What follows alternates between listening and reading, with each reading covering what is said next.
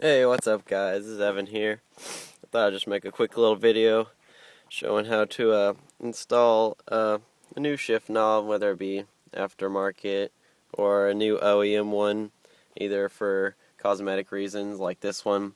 It's getting pretty old, you can see the wear on it, or if you just want a better feel, because some shift knobs, they'll feel pretty bad when you're shifting because they're so small you can only grab them in one way, and it can make it hard for you to shift. You might be struggling.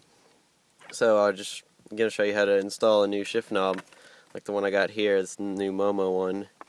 It looks a lot better, and it's a weighted one, so your shifts will feel a lot better. And just in case you're wondering what this one is, there's the description there, just in case.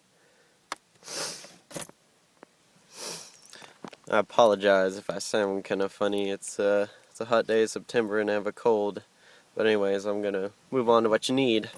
What you're gonna need is your new shift knob, an Allen wrench or a hex wrench that should come in the kit, along with these little rubber mounts, and I'll show you what these look like. Basically, these fit around they're actually your shifter, and it should come about like 5 of them in a pack. But just in case it doesn't come with like a little hex wrench, I really recommend buying one of these. These have about 8 different sizes. For this one, it's a 2.5. I think that's millimeters, but I'm not entirely sure about that. But anyways, this is just a little Husky kit for the hex wrenches, and they're really useful. I mean, I've used it in so many ways, just beyond this shift knob. And it comes in a lot of help with just random things around the car. But anyways, that should be the only things you need, and let's just get to it. Alright, first thing you want to do is grab your shift knob, nice and tight, turn it counterclockwise this way, and it should unscrew pretty easily. You're probably going to have to apply a lot of force first time, especially if it's never been unscrewed before. You're probably going to have to unscrew it about 1,000,001 times, but after a while it's just kind of spin freely and come off just like that. There's what that looks like when it's off. The reason why the shift boot is sagging so low like that is because normally there's a little plastic piece right here that keeps it nice and steady in place, but I had to take that off since this new shift knob, whenever you're installing it, you need a lot of space to work with right here. But anyways, if you want your new shift knob to install nice and snug, you want the thread to match, so basically you want this whole little hole to match up with that one on your new shift knob. If not, you'll just have to screw in 3 little screws, and I'll show you what that means in a minute. Alright, now that we've got the old shift knob removed, I'm going to pull out the new one. You'll probably have this little bottom part, and you want to unscrew that, and it'll come off really easy. That's the first thing you want to put on, this little cover here. It's made of metal. Just put it on over here. Make sure you do that first. Next step, just get these little 3 screws right here. That should definitely come in your kit, and you want to put them in. It'll be one about every third of the way. You want to put them in just enough so that they're in there, and so that you can wiggle it